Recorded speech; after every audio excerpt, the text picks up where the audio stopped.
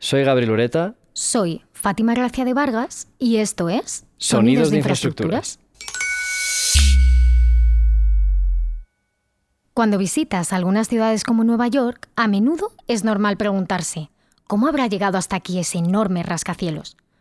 Pudiera parecer sencillo construir una vivienda o incluso un bloque de edificios. Más complicado debe ser poner en marcha un aeropuerto o una estación de tren. ¿Pero un rascacielos? Siempre me ha llamado la atención lo que miden hacia arriba. ¿Sabes, por ejemplo, cuánto mide el edificio más alto del mundo? Actualmente mide unos 828 metros, pero seguro que ya hay alguien proyectando en algún lugar del mundo otro más alto. Pero, ¿te has preguntado alguna vez cuánto miden hacia abajo? Es decir, ¿cuántos metros habrán tenido que construir bajo tierra para conseguir levantar semejante altura? ¿Y cómo se construye el edificio más alto del mundo?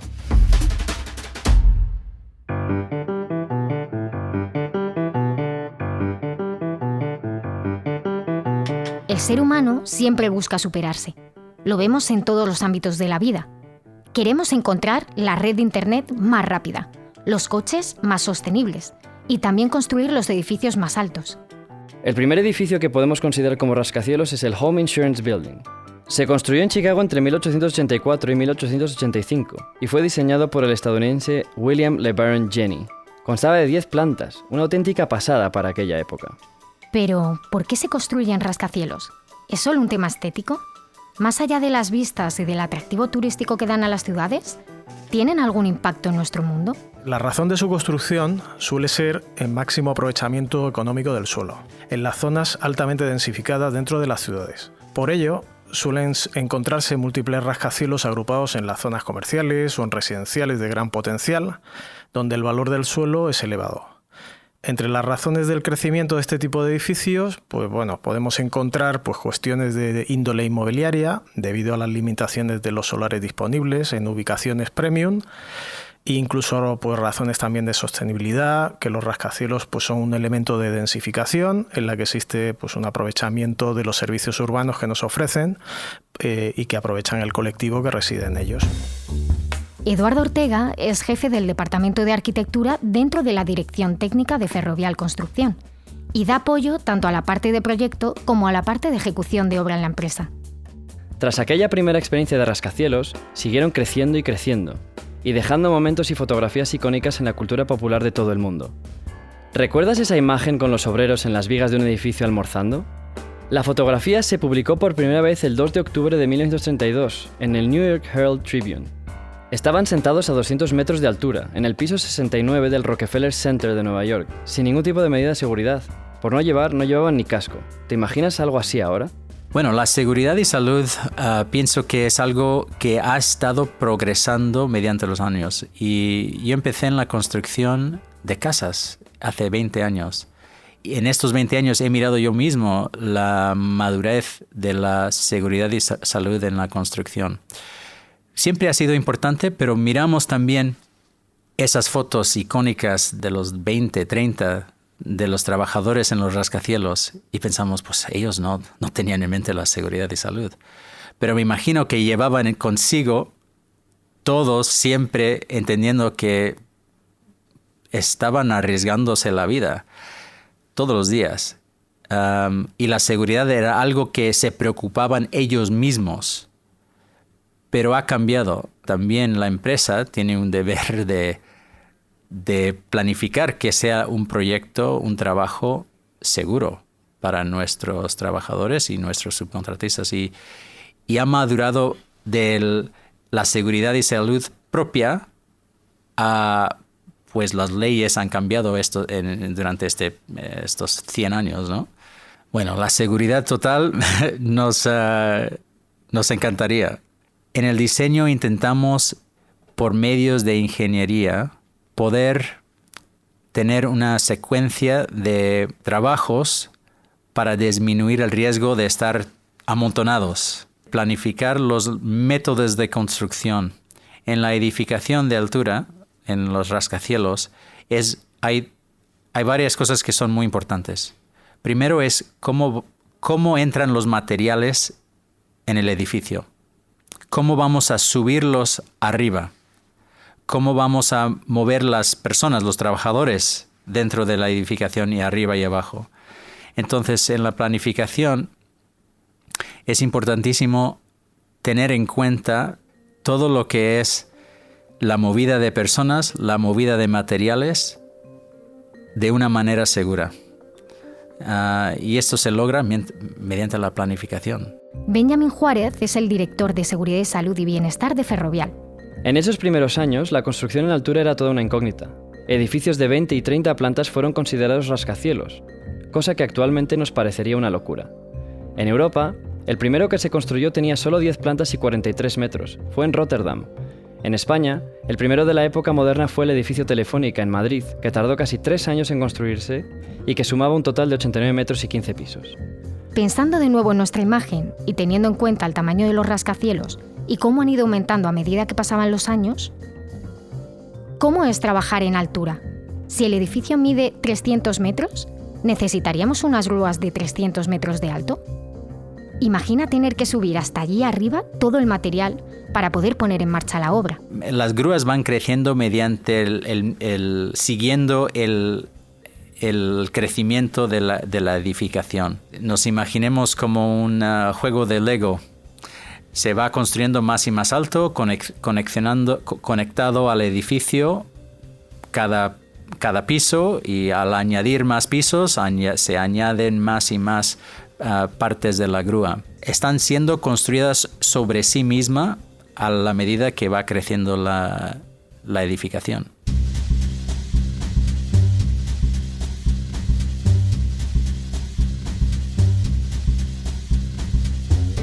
Hay varias decenas de miles de rascacielos en todo el mundo. Casi un centenar de ellos están ubicados en España. En nuestro país, uno de los rascacielos icónicos se encuentra situado en la ciudad de Madrid. Se trata de la Torre de Madrid. ¿Por qué hablarte de este rascacielos? Porque llegó a ser el más alto de Europa durante casi una década, aunque luego se quedara lejos de los más grandes del continente. Pero lo más curioso es su ubicación, justo en el centro de la ciudad.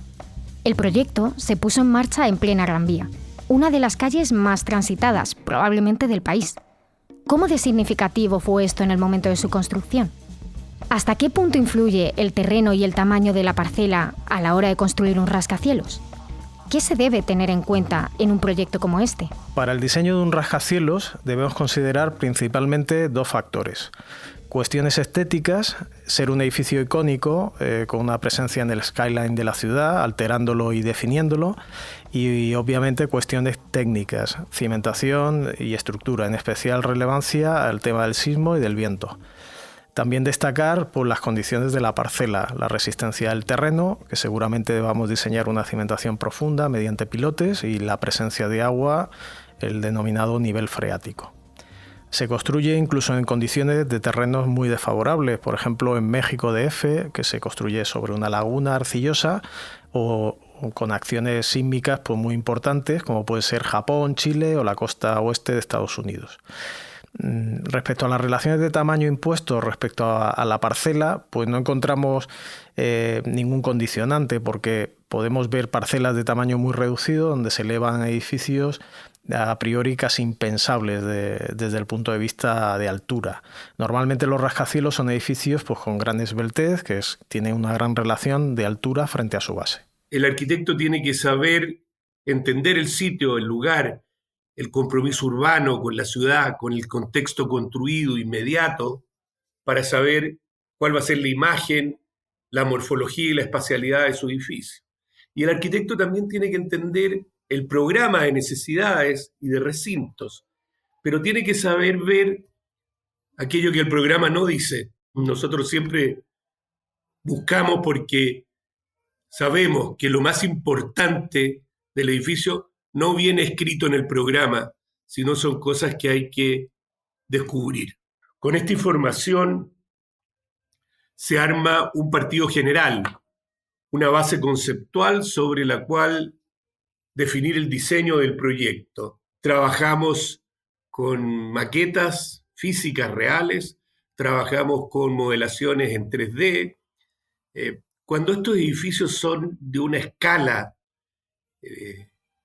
monumental y de un gran impacto ciudadano, es necesario estudiar muy bien cómo se va a asentar en el terreno y en el lugar. Ese es el primer gran desafío. Jorge Iglesias es arquitecto y profesor titular en la Universidad de Chile. Además, dirige una oficina en Santiago, especializada en arquitectura pública. Se construyen en casi cualquier lugar del mundo, en Nueva York, Barcelona, Londres, Dubái. Cada vez hay más, y están por todas partes. Pero seguro que no se construyen del mismo modo. El entorno y sus características deben jugar un papel importante en la manera en que se levanta el rascacielos. Yo tengo una visión de arquitecto, y en los edificios en altura que hemos hecho en Santiago de Chile, que son varios, siempre me llama la atención que cuando hay reportajes y entrevistas sobre estos edificios, se preocupan de la altura del edificio, los cubos de hormigón armado que entraron, las toneladas de fierro que fueron necesarias para su construcción, la velocidad de los ascensores, la capacidad de los estanques de agua potable, la superficie de los cristales, de los muros cortina. Y todas estas cifras parece que admiran al lector, al ciudadano, y como son siempre muy grandes, dice, oh, qué grande es el edificio. No, el edificio puede ser una porquería. Eso no es lo importante del edificio. A veces leo en las revistas norteamericanas y dice, oh, y su superficie en planta es igual a un campo de fútbol. Uno podría decir, oh, qué grande es ese edificio. No, la grandeza de un edificio la dan otras cosas. No la cantidad de hormigón, no las toneladas de fierro, no la velocidad de los ascensores. La da la imagen con que el arquitecto lo ha vestido y lo ha definido. Y si esta imagen corresponde al lugar de la ciudad donde se emplaza, si tiene una identidad propia. Yo menciono edificios, por ejemplo, como el edificio Seagram del maestro Mies van der Rohe en Chicago. Es un edificio magnífico. ¿Y dónde está lo magnífico? En todo su diseño arquitectónico.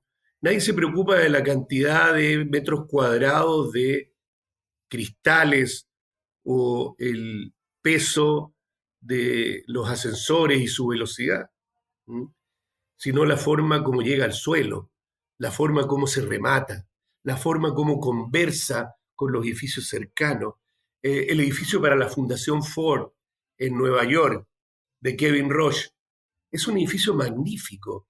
Arma un patio interior que genera un microclima y que hace que el usuario y el trabajador viva ese edificio, trabaje en ese edificio feliz, contento, agradecido.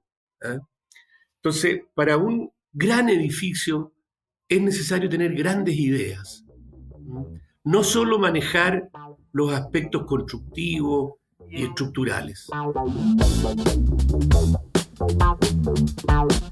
Existe una importancia a nivel estético y también a nivel técnico, desde la influencia de la configuración de la zona hasta la manera en la que el rascacielos puede llegar a cambiar, por ejemplo, el flujo de los vientos. Al construir en un entorno urbano definido, estamos creando una nueva fisonomía para la ciudad, lo que denominamos el skyline. Estas actuaciones también generan un impacto en el clima local. Como es evidente, construir grandes bloques de hormigón, de cristal y de acero, pues la ciudad produce una serie de efectos en el entorno, de los que me gustaría destacar pues que creamos unas redirecciones en el viento, sobre todo en las corrientes horizontales que chocan contra los edificios. El aire se ve obligado a subir o a bajar, a escapar, y esas corrientes descendentes afectan directamente a los peatones.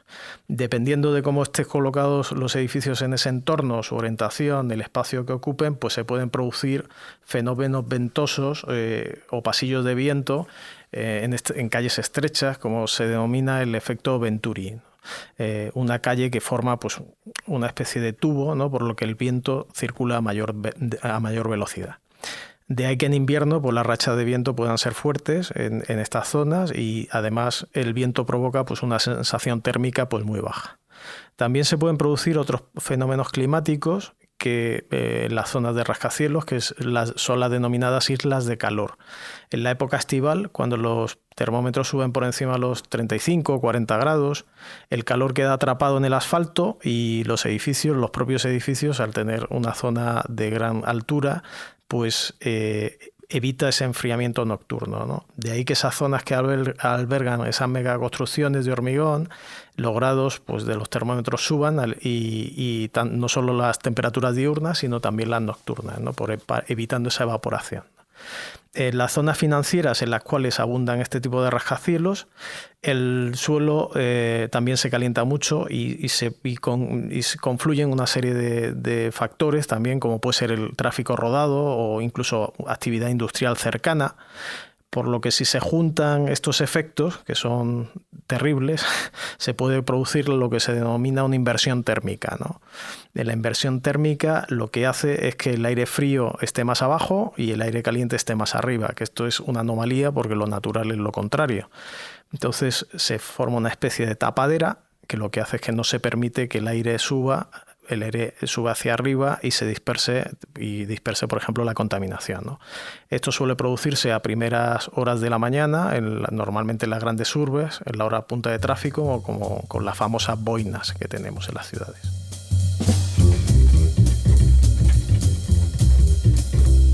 Si el más alto del mundo cuenta ahora con 828 metros de altura, a principios del siglo XX, el rascacielos más alto apenas rascaba el cielo.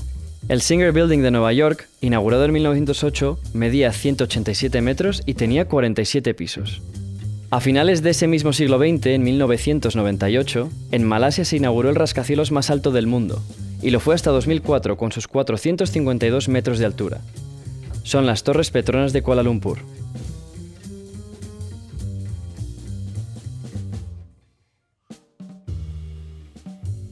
Estamos hablando todo el rato de metros hacia el cielo.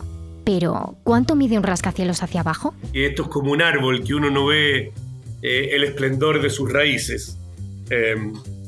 Efectivamente, la naturaleza del suelo, lo que nosotros llamamos el estudio de mecánica del suelo, determina muchas veces la profundidad en la cual el edificio se cimienta, se funda. Pero además tenemos todas las instalaciones, los estanques, los grupos electrógenos y, por supuesto, el protagonista de muchos de estos edificios en altura, que es el automóvil. Ustedes me van a decir ¿qué tiene que ver? No tiene mucho que ver. O sea, un edificio de 60 plantas para oficina demanda mucho estacionamiento, que por supuesto tiene que ir en el subsuelo. Y los estacionamientos tienen un orden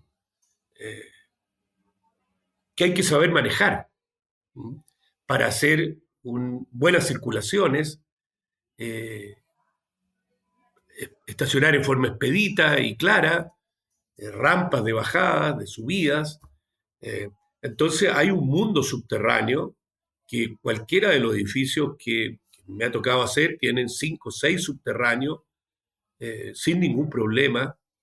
Y la forma de ese subterráneo, la estructura de ese subterráneo es muy determinante para lo que viene arriba, porque todo lo que viene arriba tiene que pasar a través del subterráneo y tiene que apoyarse, sobre todo en Chile, donde el suelo se mueve mucho.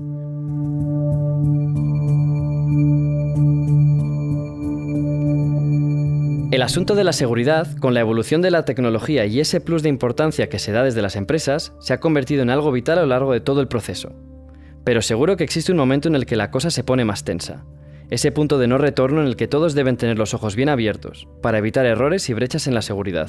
Es mucho más peligroso cuando se llega a las alturas, ¿no? de los 80 pisos, porque cualquier caída de objetos, si se cae un tornillo, gafas de seguridad, si se te caen de la cara, hacen daño a los que viven en la ciudad abajo, porque a esas alturas tienen mucha más potencia de hacer daño que al tercer piso. Entonces, la parte donde la seguridad se nota más en sí mismo, aunque los controles son lo mismo, es en las alturas más altas del edificio.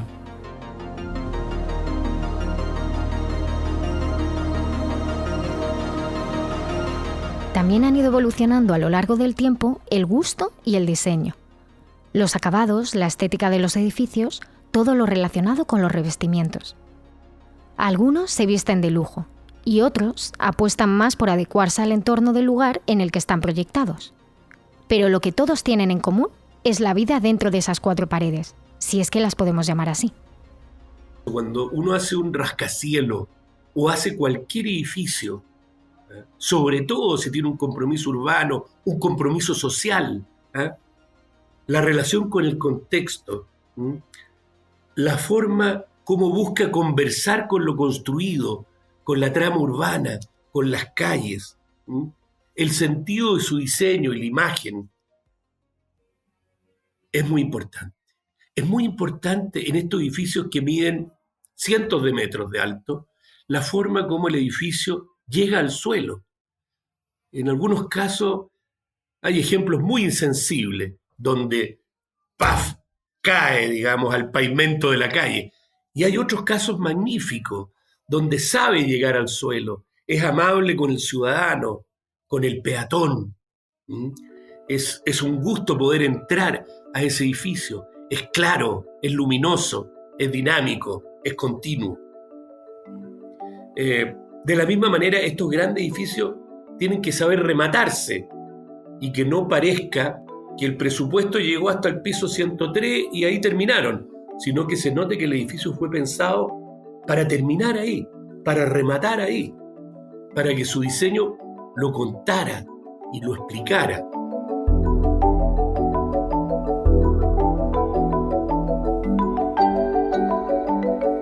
Y más allá, en lo práctico, en el cómo se vive dentro del edificio cuando está construido. Las medidas de seguridad que se deben tomar a la hora de proyectar entradas y desalojos, o la forma en que los ascensores deben funcionar para dar uso a un edificio como este. Dentro de los rascacielos, para subir y bajar, pues son ascensores, y hay ascensores con mucha potencia y velocidad. Lo que se preocupa es cuando hay incendios dentro de los edificios y hay muchos controles de ingeniería y reglas para controlar incendios dentro de un apartamento, dentro de un rascacielos, para la prevención de que se expande el incendio. Pero también es de tener maneras de escape y de rescate dentro de una edificación de rascacielos mediante la subida de escaleras dentro del edificio. Entonces esas están presurizadas para mantener afuera el humo y el fuego, y esto es muy importante. Muchos piensan que quizás se podría escapar saliendo de las ventanas de los cristales, pero no es así. Incluso muchos de los rascacielos son de cristal, son transparentes los edificios, y estas las ventanas en muchas no abren, están cerradas, y cuando hay que abren muy muy poco y no hay manera de salir o de quebrarlas fácilmente. Son cristal de seguridad donde si le das con una silla lo puedes dañar, pero no se va a caer, no se rompe en pedazos y cayéndose. En 1857, el inventor neoyorquino Elisha Graves Otis, creó el primer ascensor. Esta creación permitió la expansión vertical de las ciudades y el desarrollo de los rascacielos. Los ascensores desafían la gravedad alcanzando grandes alturas. Los avances tecnológicos más importantes se centran en su velocidad, considerando que cuanto más altos son los edificios, pues más rápido tenemos que movernos a través de esos ascensores, sin impactar el confort del pasajero. Los más rápidos del mundo están por ejemplo, en la Torre Shanghái en China, que superan los 20 metros segundo, lo que se traduce en unos 74 kilómetros hora. Esta velocidad suele ser en estos grandes edificios, para poder desplazarte entre plantas con relativa facilidad, suelen ser normalmente del orden de 13 o 14 veces superiores a la velocidad de un ascensor residencial. Otra cuestión importante es el manejo del flujo de los usuarios en determinadas horas, como en las horas pico. Este es otro de los objetivos importantes que se están teniendo en cuenta con la evolución de los ascensores. Se intenta controlar los grupos con herramientas informáticas y la idea es que el propio ascensor tenga un software que aprenda las preferencias de uso, las horas de mayor congestión, así como los pisos de mayor frecuencia, para poder posicionar los ascensores de manera estratégica en las diferentes plantas de ataque. De esta manera se ahorra tiempo de espera, de viaje y consumo energético. Cuando se presiona el botón, pues el ascensor que esté más próximo o más apto responderá al pasajero seleccionado gracias a estas funciones de predicción. Así se evita pues la espera de los usuarios. Con los rascacielos se modifica el paisaje, la ciudad y la forma de vivir. Tienen un impacto en las sociedades y a través de su observación se comprende la manera en la que ha crecido. Es una manera de trascender para todos los profesionales que han participado y además es una marca del tiempo en los rostros de los pueblos y las ciudades. El edificio que nosotros hicimos para la Telefónica en Plaza Italia, que es el corazón geográfico de la ciudad, es un punto muy importante. Es la avenida estructural de la ciudad de Santiago y es además el punto donde se encuentran los 3 parques más significativos de la ciudad: el Parque Forestal, el Parque Gran Bretaña y el Parque Bustamante. Ese punto es la Plaza Italia. Se encuentra también en ese mismo punto el quiebre del río Mapocho con el Cerro San Cristóbal que entra a la ciudad de Santiago. Y ahí está el edificio de la Telefónica. Qué tremendo desafío, ¿eh? Pero el desafío es más que hacer un edificio que se sostenga, que se comporte correctamente a los sismos, que funcione con eficiencia, con economía. Es mucho más que eso. El primer desafío es reconocer dónde está este edificio.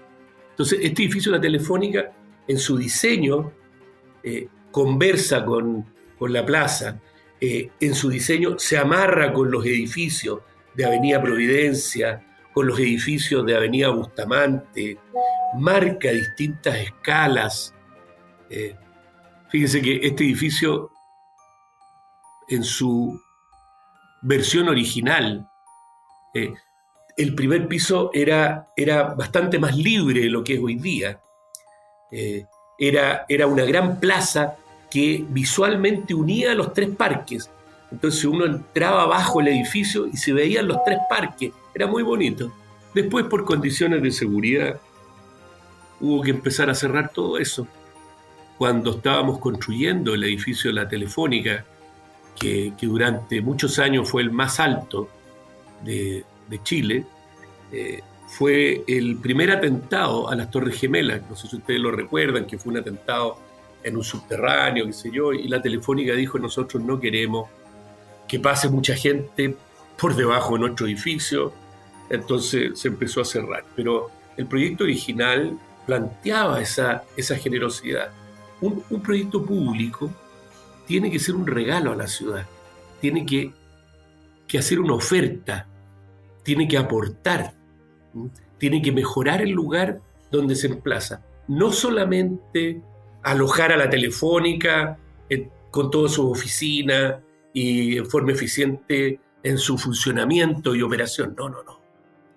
Tiene que ser un edificio querido, admirado, que sea considerado como un aporte.